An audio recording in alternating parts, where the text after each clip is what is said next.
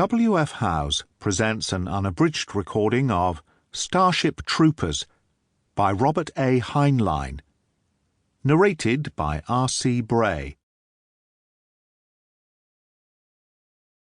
Acknowledgements. The stanza from The Heathen by Rudyard Kipling at the head of Chapter 7 is used by permission of Mr. Kipling's estate. Quotations from the lyrics of the ballad Roger Young are used by permission of the author Frank Lesser. To Sarge Arthur George Smith, soldier, citizen, scientist, and to all sergeants anywhen who have labored to make men out of boys. R.A.H. Chapter 1. Come on, you apes, you want to live forever? Unknown Platoon Sergeant, 1918. I always get the shakes before a drop. I've had the injections, of course, and hypnotic preparation, and it stands to reason that I can't really be afraid. The ship's psychiatrist has checked my brain waves and asked me silly questions while I was asleep, and he tells me that it isn't fear. It isn't anything important. It's just like the trembling of an eager racehorse in the starting gate.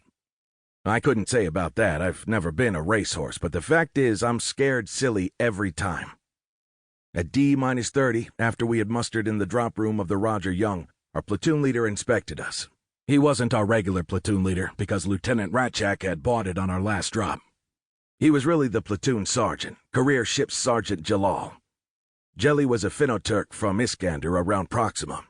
A swarthy little man who looked like a clerk, but I've seen him tackle two berserk privates so big he had to reach up to grab them, crack their heads together like coconuts, step back out of the way while they fell. Off duty he wasn't bad. For a sergeant. You could even call him Jelly to his face.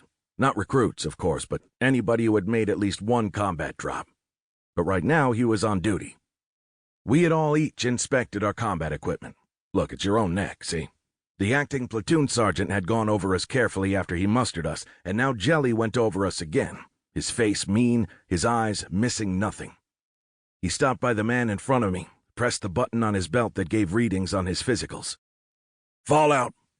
Oh, but Sarge, it's just a cold. The surgeon said, Jelly interrupted.